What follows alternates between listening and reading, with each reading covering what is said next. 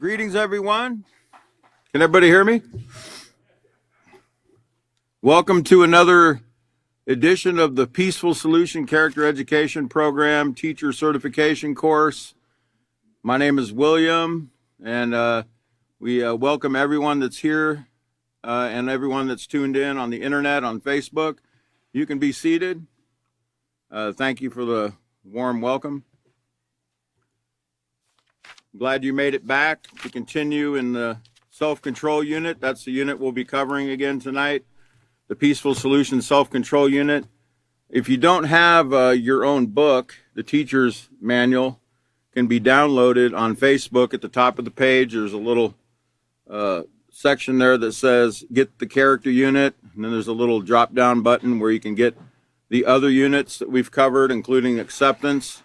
And tonight, of course, we're in self-control.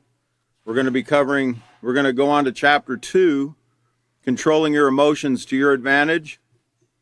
And we will be picking up, for those that are tuning in, on Lesson Plan page 2A. Lesson Plan 2, page A, excuse me. Before we go there, I just want to quickly recap what David went over in the last class. He did a review of Chapter 1, and what I've learned on page 24 was the main subject.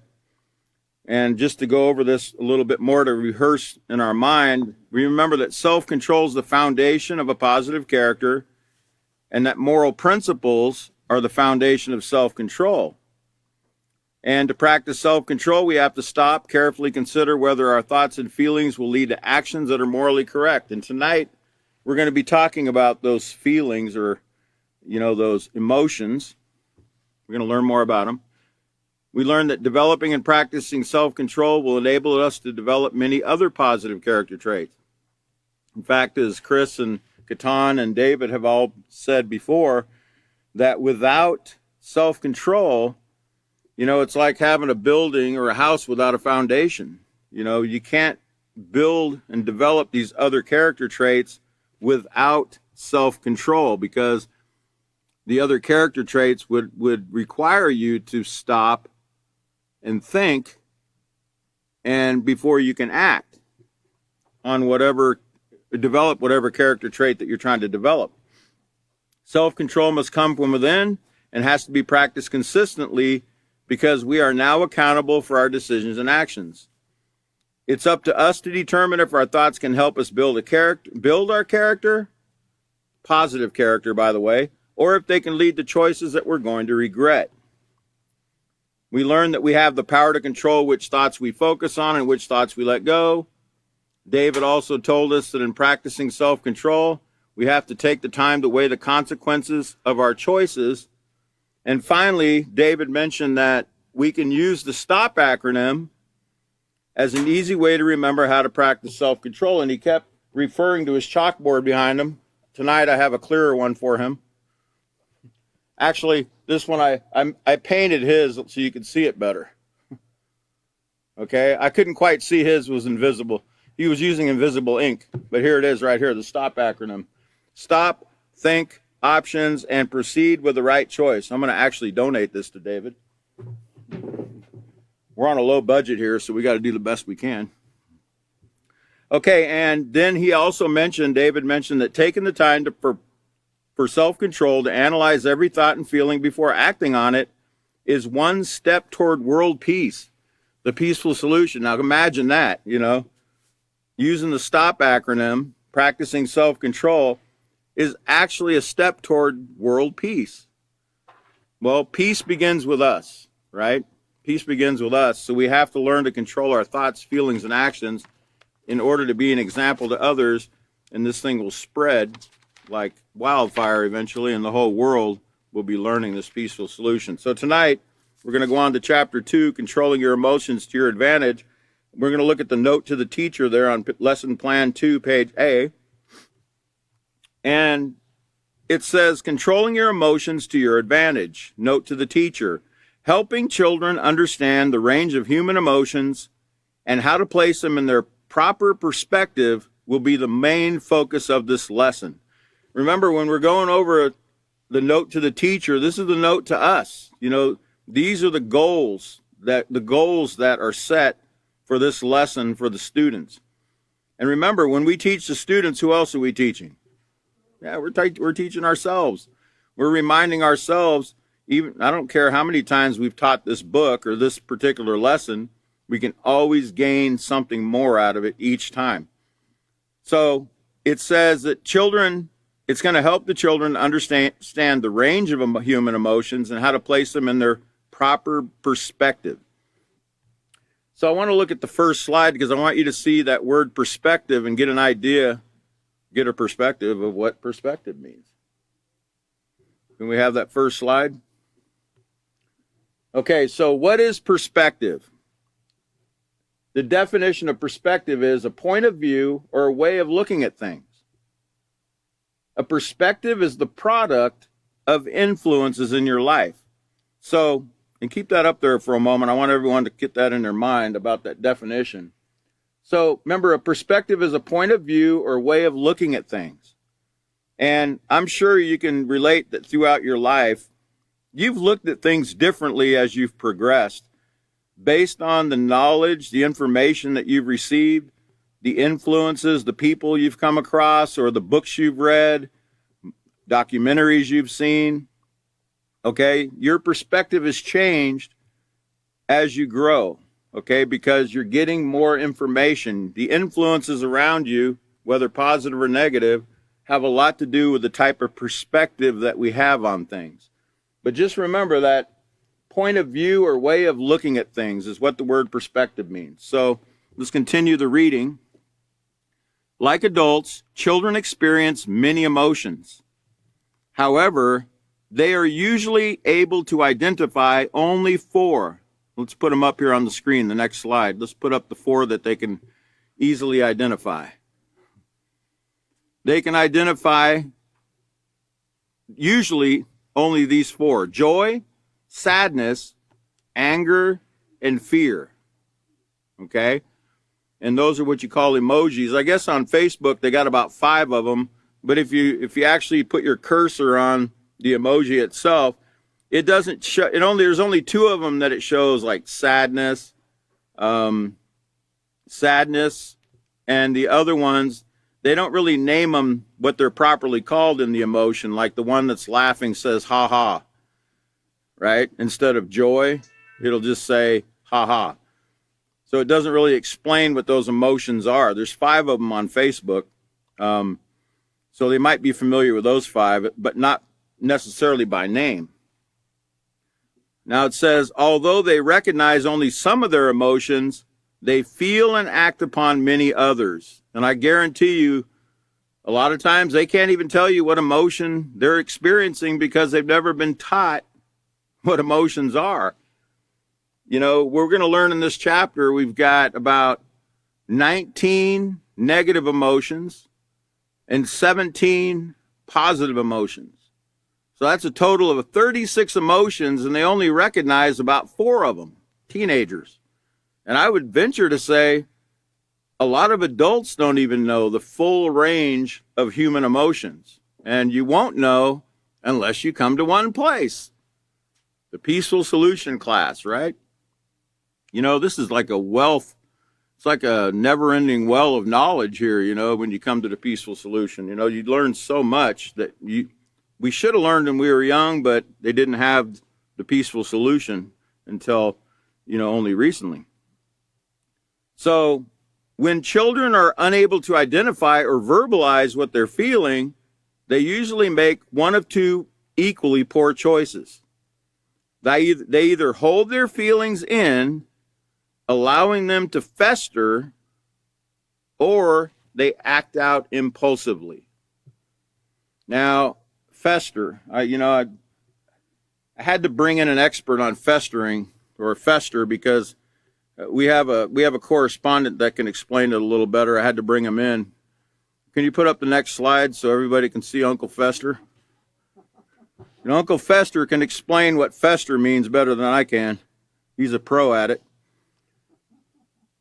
Fester, It means, and it's talking about of a negative feeling or a problem, it means to become worse or more intense, especially through long-term neglect or indifference, or even lack of knowledge about what you're even feeling. Keep that up there. I want everyone to look at that definition. It means to become worse. If something's festering, that means it's becoming worse and worse. It's not getting better. And eventually, when you let something fester, the emotion fester, that negative emotion fester, eventually it's going to come out in various ways, in acting out in your behavior, which is going to bring, remember, if it's a negative feeling, a negative emotion, it's going to bring some kind of consequence, some kind of harm to yourself or somebody else or the environment. So thank you, Uncle Fester, for your explanation there. Back to the reading here. It says, or act out impulsively. Let's go ahead and put up the next slide because we want to get these definitions in our mind because you're going to actually see these throughout this chapter, especially this word impulsive. Now that term impulsive, we've covered it before in the character unit and also even in the acceptance unit. You're going to hear it quite frequently in the Peaceful Solution. But impulse itself, the word impulse, it means a sudden desire to do something without thinking about the consequences. Okay? So remember, it's been explained in this class that it's not, when you act on impulse, it's not that you're not thinking because you're always thinking. As Catan explained a few classes ago, thoughts are going in and out of your mind at the speed of light. 186,000 miles per second, the speed of light travels. So, in other words, you're constantly thinking. Remember, how many decisions did we learn we make a day? Something like 35,000 decisions. A lot of them you're not even consciously even quite aware of. You're thinking, but you're kind of on autopilot on most of those decisions that you're making. Okay? Like the decision to blink your eye or, scratch your head, etc. Those are decisions. You're making a decision. A lot of people know you don't pick your nose when you're on TV, so they make a decision not to put their finger in their nose, right? It's a decision. Okay? Even it seems like a silly thing, but it's a decision. It's a judgment that you're making. And you're making decisions and judgments like that all day long. About 35,000 of them, it says. Let's put that definition of impulse back up. So impulse is sudden desire to do something without thinking about the consequences. And the second definition is a sudden force or stimulation. A sudden force or stimulation. Remember, influences are a force. Okay, influences, they can come, remember, influences can be positive or negative, but they can also be subtle, very subtle. That means, subtle means underhanded or sneaky, like a snake in the grass. You don't know it's there until it starts rattling or something.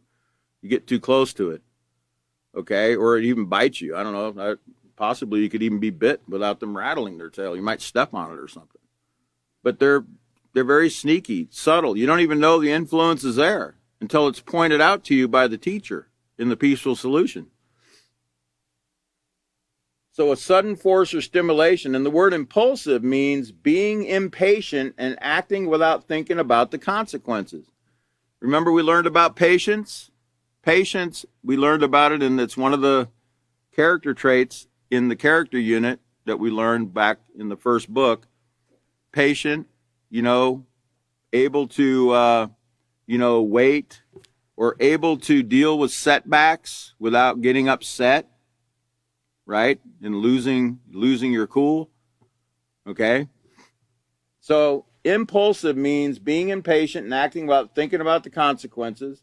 Immediate gratification is important to impulsive types, who often have difficulty delaying their pleasures or desires. It's like I showed you that money that one time. I showed you $1 million, and I asked you if they offered you $1 million today or a penny a day, they would double that penny a day for 1 month. What would you take? You know, and most people, without getting the information, they would just, their desire would be to have that $1 million right now. You know, they can't wait to go spend it, right? But if they'd have got more information and they'd have learned, they would have found out that if they waited for 30 days, they could have had, what was it, 5,600,000 something and change, right? But that's because they haven't learned to delay their gratification, to put off what they want, you know, until the proper time, or to a time that's more beneficial, okay? So back to impulsive, the slide, it says, an impulsive person is someone who acts or speaks immediately without considering the negative consequences, okay? It's a person who acts or speaks. Have you ever said something and then right after you said it, you're like, or, you know, later on somebody points out what you said and you're like, oh man, it just kind of came out. I didn't really, well, you did think about it. You did think, but you might not have thought how it was going to affect somebody when you said it. And we do have to be careful not to speak too quickly about anything. You know, it's kind of like making a promise to somebody about something. We learn, I'm kind of jumping ahead, but if you were, you know, as parents, we learn that if we give our child our word that we're going to give them a bike, for instance, if they get a great grade on their report card, and come report card day, they come home and they show you they got a great report card, and you kind of hoping, you know, that they don't remember that you told them about that bike because you don't have the money. Well, you should have thought about that before you told them you were going to get it for them, because what do you think the child's going to think if you don't do what you said you were going to do? Are they going to trust you? Are we teaching them to keep their word if we don't keep our word? No. So we have to be careful, you know, to keep our word. We need to be careful, but we need to be careful that we can keep our word before we even say what comes out of our mouth. Because whatever you say, whatever comes out of your mouth, you have to do it because your reputation depends on it. Your reputation not only with the children, but with other adults, your coworkers, your classmates at school, etc., your parents, etc. Okay, so let me continue in the reading here. It says, unless children are taught to identify and effectively manage their emotions, they can easily develop the habit of dealing with their feelings inappropriately, and this can lead to a pattern of negative choices and behavior that are repeated over the course of a lifetime. And you know, you think about it, if they don't learn how to deal with certain feelings like, you know, depression, sadness, or, you know, depression is like an extreme state of sadness. We're going to learn about that later, but they could even commit suicide. And many children, I think Chris probably could tell you the statistics about, he usually does mention the statistics of suicide with junior high students. It's very, very high. We've been to many, many schools where they told us that there were suicides in the school. Very touchy subject, okay, in the schools, because a lot of children know somebody that has taken their own life. Why did they take their life? Well, because they were dealing with some kind of emotion, okay? And a lot of times they might have been dealing with it on their own. They didn't have anyone to talk to. Or, you know, they held it in. Remember we talked about the festering, holding something in. They let it fester, and it festered, and it festered, and it grew within them, and eventually they acted on it.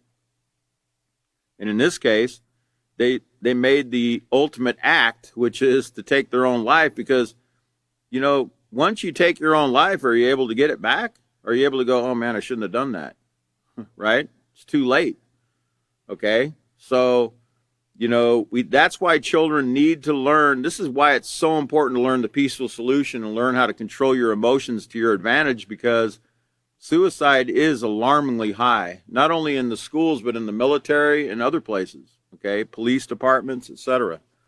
People don't know how to handle their emotions. People don't even know what emotions are, okay? There's a whole wide range of them. I told you there's 36 of them. And you got to control even the positive ones, as we're going to learn. It ain't just the negative ones that we need to learn to control. We need to control all of our emotions. So continuing, it says, so concepts covered in this lesson, this is what we're going to be covering in this lesson, lesson 2. It says what emotions are and the role they play in our lives, the effect of emotions on both our physical and mental health. We're going to learn in this chapter about how our emotions, positive and negative, affect our body and our mental health, our mind, okay? You're going to learn a lot about stress and other things and the damage that, this unhealthy stress can bring. We're also going to learn about the consequences of impulsive actions. I just went over what impulsive meant, okay? Not acting on things or saying things without thinking of the consequences. And we're also going to be looking at all emotions, whether positive or negative, must be controlled, as I just said. Okay, all of them have to be controlled. And guess who can control them? We can. We can control them, but we need to learn how it's done. And remember, everything starts with our thoughts. It all starts with our thoughts, because our thoughts lead to the feelings. Remember the STOP acronym. I'm jumping ahead again.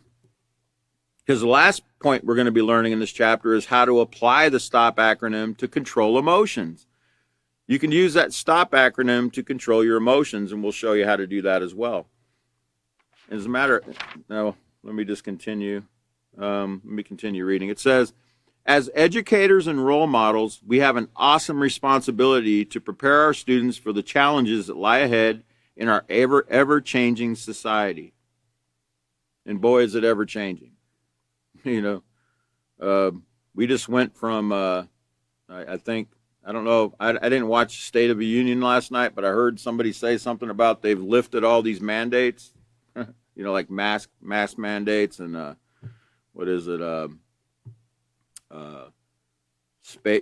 social distancing, so on and so forth.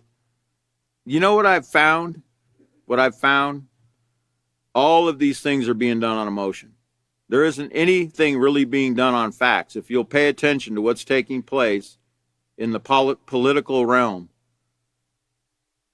decisions are being made based on emotions, not facts. Things are changing with the tide of people's thoughts and opinions, and then those lead to emotions. Their thoughts are leading to these emotions, and depending on whether you're Democrat or Republican, you think you should wear a mask, you don't think you should wear a mask. You think you should socially distance, you don't think you should socially distance. We're not really going with facts, we're going with emotions, okay? And we're going with, it's really become very political. So there's a lot of things that are changing in our society constantly, back and forth. I remember in the prisons,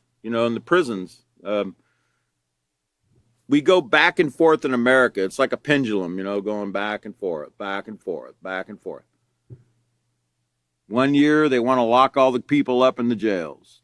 The next 10 more years later, they want to let everybody out. Right? It's a mentality. The minds keep swinging back and forth. And a lot of times, it's being based on emotion, When somebody commits a crime, everybody gets real upset and they want to do something about that crime now, because they're going on emotion. They're not going on facts. The fact is, locking people up doesn't solve the problem with crime. It really doesn't. It's like your two children get in a fight and you tell them both to go to the corner for 10 minutes. They both go they each go in the corner, and both of them are sitting there thinking the same thoughts they had before they went to the corner, which is, when I get out of this corner, I'm going to rip his little head off. And they're just thinking about how they're going to get at each other, as soon as they get out of that corner. But what's being done to change the hearts and minds of the child that you put in the corner? What's being done to change the hearts and minds of the prisoners you're putting in the prison? I can tell you, I've been in prison, and they call it a correctional center, but there ain't much correction going on in there, I think I've already told you before that when we had a clean dormitory, when the warden came and he checked, our living area once a week, and he saw it was clean and spiffy, because he was coming through. We knew every Wednesday he was coming through to check. We would make sure it was spotless because we wanted to have late night. We wanted to be able to watch videos, till 1:30 in the morning every Friday and Saturday night. So we made sure we had the dorm clean. Well, guess what kind of videos they were letting us watch? They were rewarding us with, Scarface, Less Than Zero, drug movies. All the things were being displayed in those movies that got us there in the first place. There wasn't any correction going on in there. Okay? The only correction I got in a correctional center was the correction I gave myself. When I would pick up a book, some kind of book, self-help book or something to try to help myself become a better person. Okay? Occasionally, there was a guard or two that had some great advice and that cared about the inmates, that actually sit down with you and talk to you a little bit about life and life skills and things like that. But for the most part, there wasn't any correcting going on. Okay? So the minds aren't really changing. Okay? They're just sitting there. They're being put in the corner for 5 or 10 years, but then you're going to let them out of the corner. And guess what? A lot of times they come out with a lot better ideas than they had when they went in. And I'm talking about criminal ideas, not positive ideas. What turned my life around and got me out of that recidivism, okay, in and out, in and out, in and out, was a peaceful solution. That was it. And I remember that guard told me as I walked out of that prison in Seward, Alaska, okay, the last time I saw a prison in Seward, Alaska, maximum security prison, I walked out of the door and the guard said, "I'll see you next time." I told him, "No, you won't." "No, you won't. Not this time." Okay? And that was only because I got educated and I did stop believing people when they told me I was incorrigible, I couldn't be helped, I was the worst offender, and I'll be back. No, I'm not Arnold Schwarzenegger. Okay, so let me continue in my reading here. It says, by teaching children to effectively manage their emotions, they can avoid many of the life-shattering occurrences that are a result of impulsive, irrational behavior. Children who can be taught to stop and consider their choices before acting are more likely to succeed in all areas of their lives. And wouldn't that be great for all of us? Think about it. If the children could be taught to stop and consider their choices, children grow into adults, right? But, if the children can learn to do this, we're going to have a lot less problems in school, a lot less disciplinary problems. We won't see the school shootings like we've seen. We won't see any of those things because they'll be able to stop and think and consider these things, and they'll be successful. That's true success. True success is, making a right decision that doesn't bring harm to yourself, others, or the environment. That's true success. It's not how much money you have. I know a lot of successful people that really don't have a lot of money, okay? But they don't have a lot of money because they refuse to steal, okay? They refuse to do things to get ahead, like some people will do. Cut corners, etc., to make sure they have pockets full of money. They don't refuse to do that. True success is how you treat other people. Remember, we learned that back in, I believe it was the character unit. True success is how we treat ourselves and others, okay, with respect, compassion, consideration, etc. So let's go ahead and turn the page to lesson plan, the lesson plan itself on lesson plan 2, page C. And first of all, let's look at the lesson plan. Is called Controlling Your Emotions to Your Advantage. And we're going to read the purpose and objective of this lesson, and that is that students will learn what emotions are and the importance of practicing self-control when responding to their emotions. And, of course, we're going to need our student handbook for material, and we're also probably going to need this occasionally. David? I got this for David because I don't like that invisible board he had. I couldn't see it very well. Okay, so who remember, okay, it says procedure. Review the previous lesson entitled Self-Control Starts With You by asking students the following questions. A, who remembers the acronym for practicing self-control?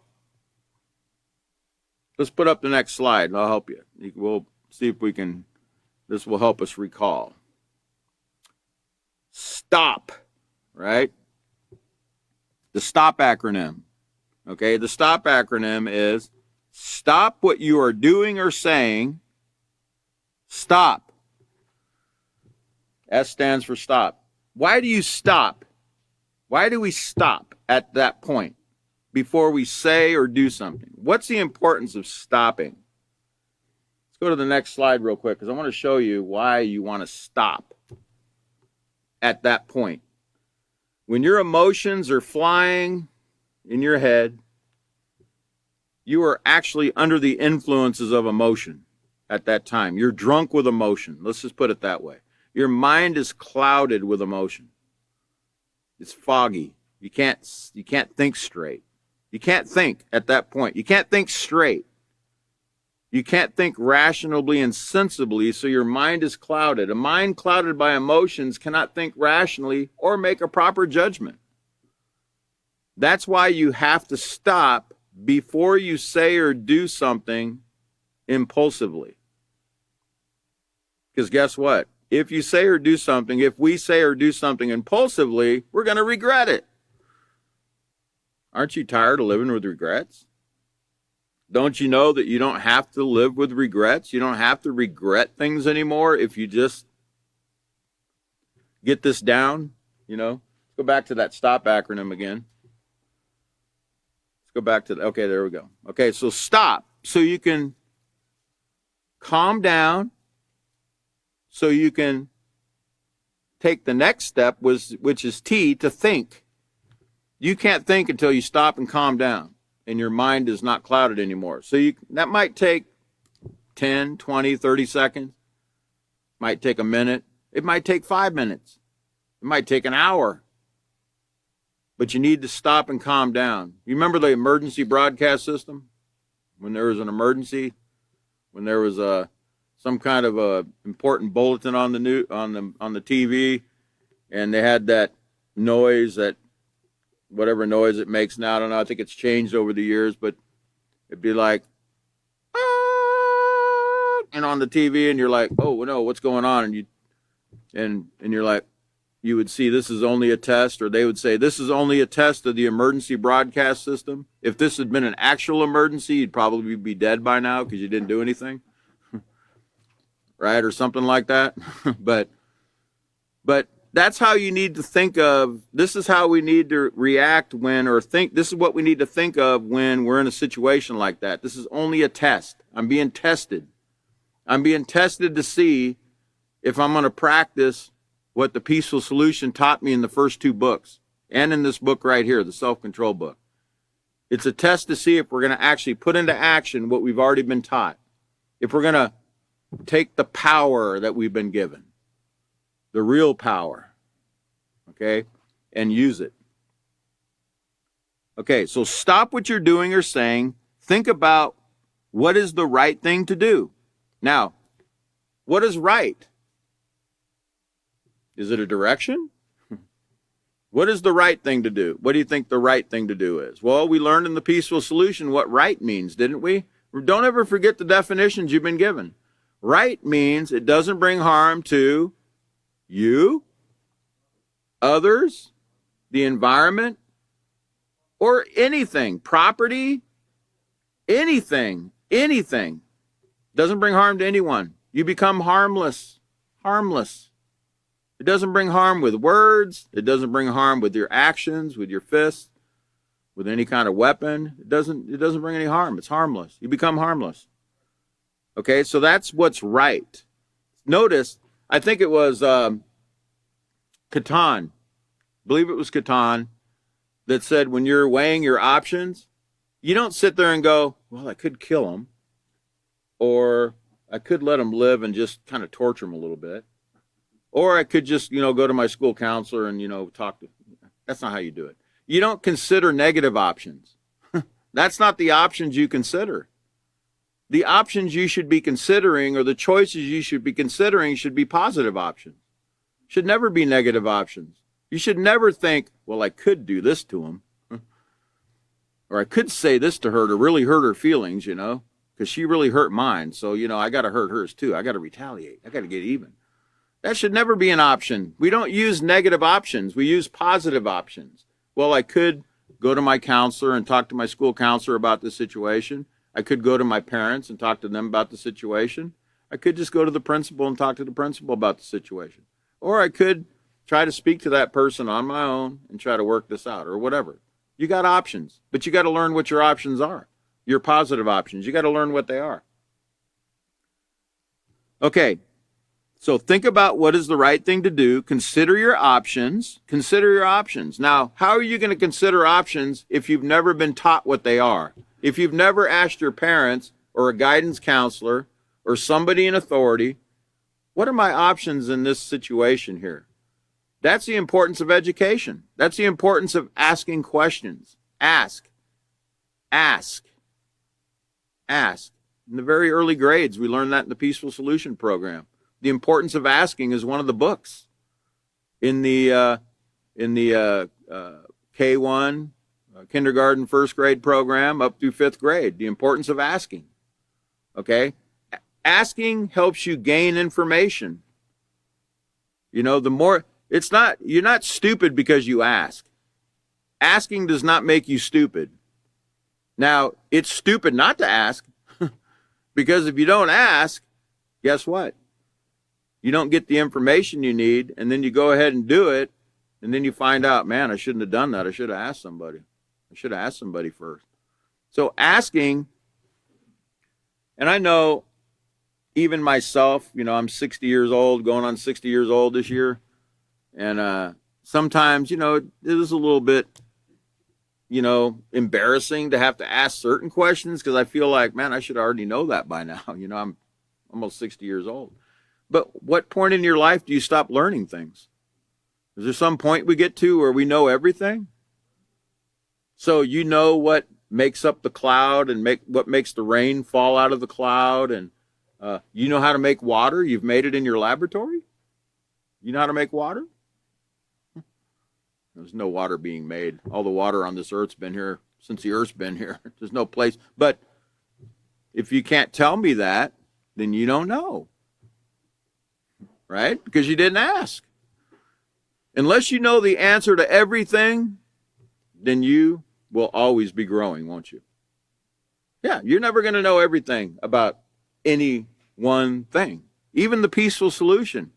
You could come to this class for the next 1,000,000 years. And guess what? You're still going to learn. You're still going to learn. You're still going to be coming to perfection with it. In not only your practice of it, but the way you teach it to others, right? Because remember, we're learning to be teachers, aren't we? And everybody here's got they're going to have their own personality, their own teaching style. We're not all the same. Okay, you notice I like to use a lot of visual pictures. Okay, well, that's just my personality. I like to do that. Okay, some of the other teachers will occasionally use them. We don't all talk the same. We don't even all dress the same. Okay? We're different. We have different personalities, and that's okay. That's what makes the world interesting, right? But guess what? You're all very important, okay? All of you are very important. All the Peaceful Solution teachers are very important, okay? You know why? Because they're bringing world peace. They're actually teaching us to have peace in our lives so we can spread it to the whole world and eventually have world peace. No, not world peas, putting peas in a blender and whirling them. World peace. Yes, it is achievable. It is something we can do. But we got to practice at it. Okay, so then you got to consider your options, and then you have to proceed with the right choice. Okay, put that STOP acronym back up one more time, please. Oh, this is very important. When you give the STOP acronym to your students, please don't leave this out. Don't say stop, think, options, proceed. Proceed with what? Proceed with the wrong choice? No, you got to make sure you define it for them. Proceed with the right choice. And the right choice doesn't bring harm to yourself, others, or the environment, property, or anything. Remember, harmless. But remember, proceed with the right choice. Go ahead and do something that won't bring harm in words or actions. Okay, go ahead and do that. Once you've determined what option you want to go with. Okay. All right. And then B, the next question you can ask your students is, okay, hold on. Let me make sure I didn't miss something here. Okay, I didn't. Okay. All right. What are some negative consequences for not practicing self-control? Well, some negative consequences could be disobeying the rules and being punished, disrespecting someone and causing conflict, making a choice that could cause hurt or harm to yourself or others. And then you ask your students, what are some positive consequences for practicing self-control? Notice it uses positive consequences. Consequences, remember, I think Chris explained, it doesn't mean bad. It just means a sequence of events that takes place once you take an action. That's what a sequence is. Consequences come as a result of what we say or do, and it's a sequence of events that come afterward. So what are some positive consequences for practicing self-control? Well, positive choices could be following the rules and receiving rewards, or the satisfaction of knowing you made the right choice. Remember, it's not always something monetary or a pat on the back. It's just knowing in your mind and being able to sleep at night comfortably knowing you did the right thing, you didn't bring harm to anybody. Being trusted, respected, given more privileges, keeping yourself and others safe. Those are some of the positive rewards or consequences we receive when we make the right decision and practice self-control. So, how y'all feeling today?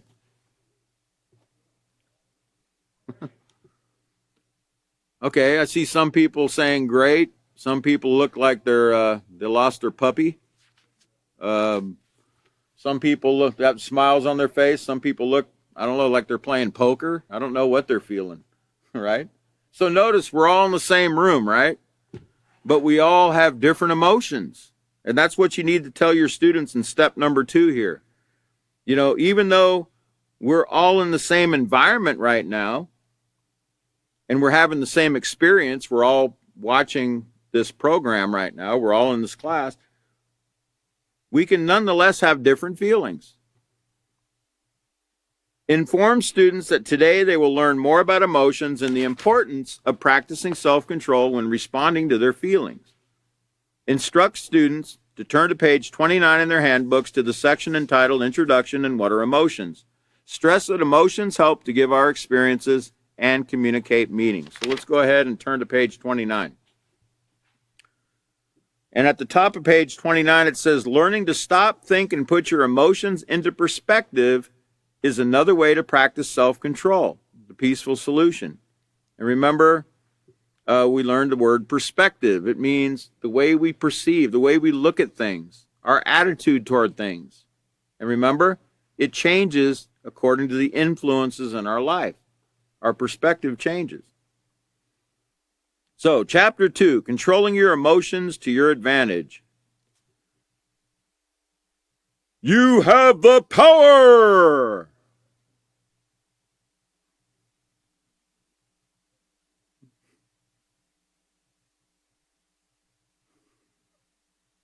Can you go to the next slide? I often use that, you know, when I think of power. He-Man always comes into my mind, okay, for some reason. It's because, well, it used to come in my mind, but it still does because it's a huge influence when I was growing up. He-Man, you know, he got his sword up in the air and the lightning bolts are hitting it, you know, there's flashing sword and it's, I've got the power! Right? Wrong. War does not give you the real power. What did we learn in the peaceful solution in the acceptance unit? Knowledge is power. Knowledge. Is it just any knowledge power? Because there's false knowledge, isn't there? True knowledge. The peaceful solution character education program is power. Gives us power to think the right way, the right thoughts. It actually tells us how to think. It actually trains us how to actually think the right way. Okay? That's power. That's the true power. Not the sword, not war. Peace is the true power. This brings peace if you follow it. If we get this down, okay, it will bring the result that we're wanting in our life, and that the whole world is really actually desiring to have. Okay, they don't really realize that's what they're looking for, but that's what they want. They want peace, but they're wanting it on their own terms. They're wanting to, right now we got a Russia and the Ukraine conflict going on, right? They're trying to bring peace in their own way. You think it's going to work? No. If it worked, we'd have had peace thousands of years ago, the first time we had a war, right? If war brought peace, we'd be all around the world. Everybody'd be getting along. There'd be no crime. There'd be no wars. Nothing like that would be taking place. So it says, you have the power to control your thoughts and the emotions that arise from the way you perceive a situation. Emotions are what we feel, and no one feels the same way every day, hour, or every minute of their lives. Have you ever felt cheerful one minute, then a situation occurs and you find yourself down and depressed? Although emotions change, they are nonetheless important to our lives. You can think of emotions like Texas weather. You know what they say about weather in Texas? If you don't like the weather, just wait a minute, right? It goes from 70, 80 degrees to 20 degrees overnight. Sometimes our emotions change quicker than that, right? One minute we're feeling one way, the next minute we're feeling something else. And see, that's the thing, too, about suicide. I feel for the children that have done this because emotions come and go. Emotions come and go. You're not always going to be depressed. You're not always going to feel sad. Okay? Feelings come and feelings go. That's why we need to learn to control our emotions to our advantage so we don't bring harm to ourselves or somebody else. It says, although emotions change, they are nonetheless important to our lives. Emotions inform us of our likes, dislikes, and needs. They also help us communicate with others and allow us to enjoy life's experiences. Without emotions, life would be dull and boring. Our experiences would be lifeless, and our communication and relationships would be uninteresting. And when I think of lifeless, dull, boring-looking things, the next slide comes into my mind. I think that's how we'd all look if we didn't have any emotion. Dull, lifeless, uninteresting. It'd be like y'all sitting around. You can take the slide down. You'd be sitting at the table, having supper with your family, and how'd your day go? It was really great, Dad. Mom, can you pass the salt? This chicken's really great. Does that sound like a great time? Bunch of robots sitting around the table eating. So emotions are important. They make our life interesting. So, however, as important as emotions are, if they're not controlled, they will control you. Emotions that are uncontrolled can lead to poor choices, which in turn can lead to impulsive behavior that you might regret. In this chapter, we're going to explore some of the consequences of not controlling our emotions. We will learn more about the importance of practicing self-control regarding our feelings. You see the word emotion and feeling being used interchangeably there because it's interchangeable. Feelings, emotions, etc.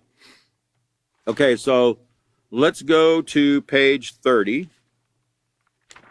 Actually, I did read that. Okay. So page 30, what are emotions? I'm hoping to get through this at least tonight, okay? We still got about 10 minutes. So it says emotions. What are emotions? Emotions are strong physical and mental responses triggered by what we experience. A trigger is something that starts a process. I don't want you to think of a trigger on a gun. Forget about the guns, okay?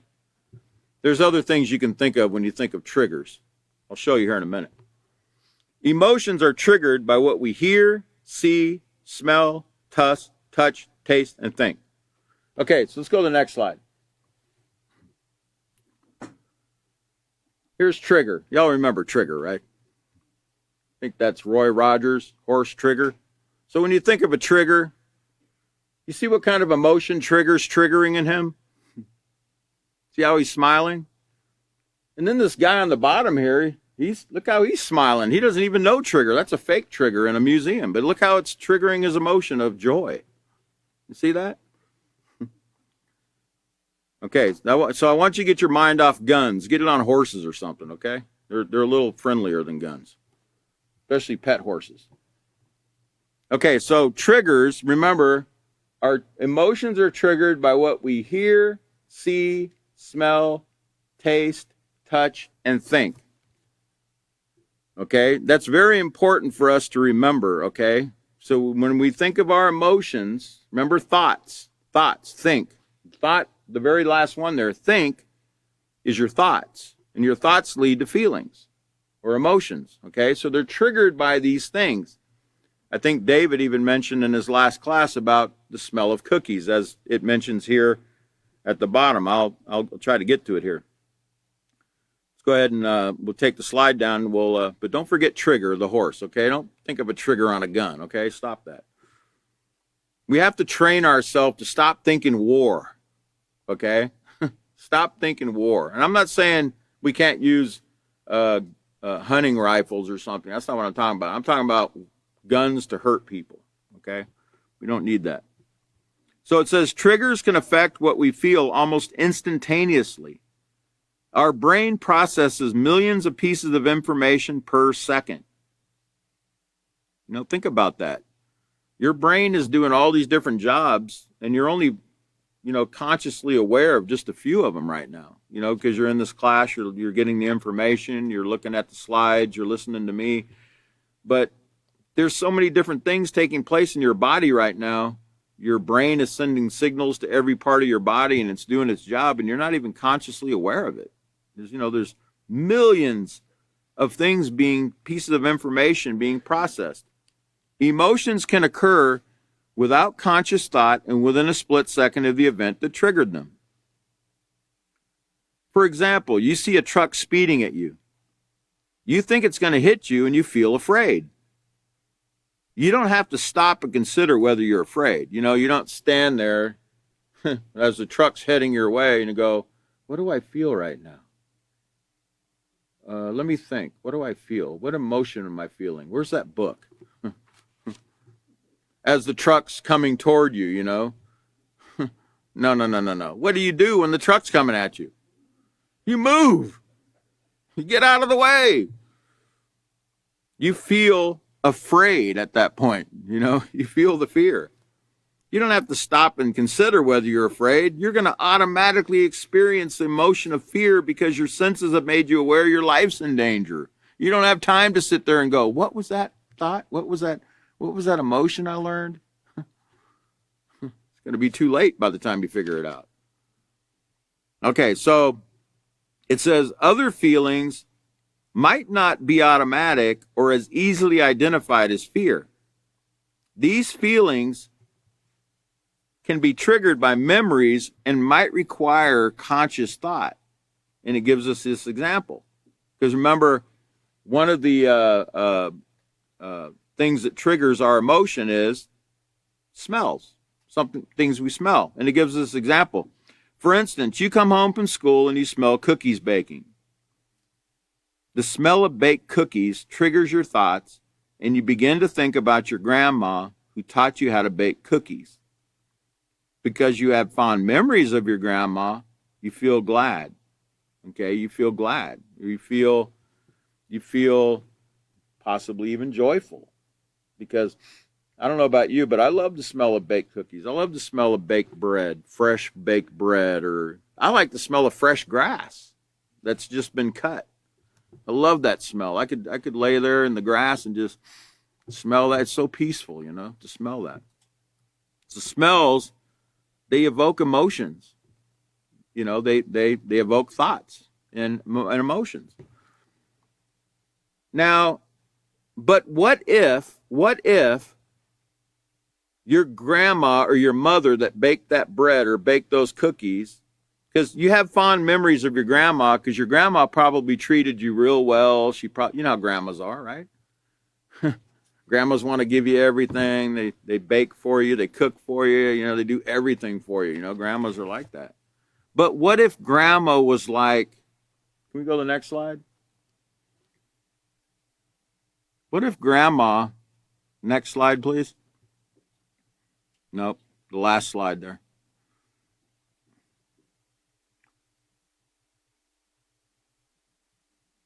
Can you go to the last slide, please?